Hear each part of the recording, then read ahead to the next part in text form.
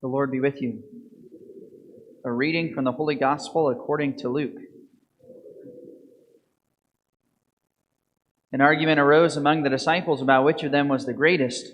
Jesus realized the intention of their hearts and took a child and placed it by his side and said to them, "Whoever receives this child in my name receives me. Whoever receives me receives the one who sent me. For the one who is least among all of you is the one who is the greatest." Then John said in reply, "Master, we saw someone casting out demons in your name, and we tried to prevent him, because he does not follow in our company." Jesus said to him, "Do not prevent him, for whoever is not against you is for you." The Gospel of the Lord.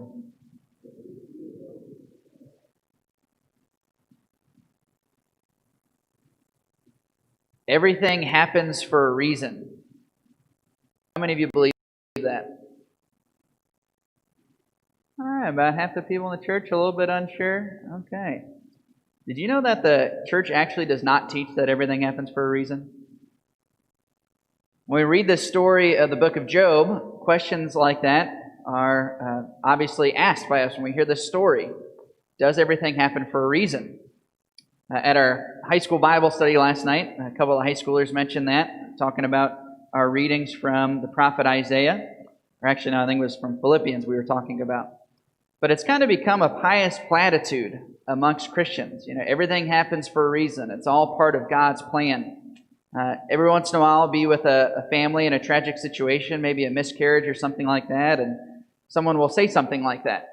Or they'll say, well, you know, God doesn't make any mistakes, as if God purposely took that child's life. That's not what we believe as Catholics. We don't believe that everything happens for a reason. There's plenty of things that happen for no reason at all. There are plenty of things that happen that God doesn't want to happen. And yet some people say this as just a platitude. Very important we remember that. It's not what we believe as Catholics. That idea, in my opinion, comes from a very famous Protestant theologian named John Calvin. Right, John Calvin emphasized God's power and God's omnipotence so much that he believed that basically everything happened because God willed it. It's not what we believe as Catholics. Calvin took it so far to say that people who go to hell, God created them and destined them to go to hell. And no matter what they did in this life, there was no way they would ever make it to heaven. Now, that's kind of the extreme form of that platitude. It's not what we believe as Catholics.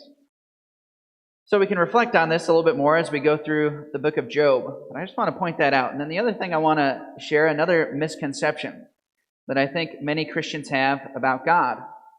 And we're kind of reminded of this today in Job's words, these very profound words. Job says, "Naked I came forth from my mother's womb, and naked I shall go back again. The Lord gave, and the Lord has taken away. But blessed be the name of the Lord. He's given and has taken away." You know, I remember a few years ago I was talking to my stepfather, actually. He's a very devout Baptist, and one of the things he said is that so often when he ministers to people who have just lost a loved one or who are in difficult situations is, you know, everybody wants to just blame God. How could God do this to me? Why did God take away this person from me? Again, it's kind of that idea. Everything happens for a reason. People just assume that God is up in heaven just willing terrible things for us, taking things away. I remember one of the things that my stepdad said. He said, you know, everybody just wants to be angry at God, but people don't take the time to think about what a gift it was that God gave them this person in their life in the first place. I mean, the reality is that death comes for all of us, and some lives are shorter than others. But at the end of the day, none of us merits our existence. None of us merits the life that we've been given, and yet God gives us life, and He gives us wonderful people that He places in our paths. And eventually, every single one of those people will be taken away. But we need not be angry at God. Instead, when those things happen, we should be full of gratitude for the opportunity we had to know those people.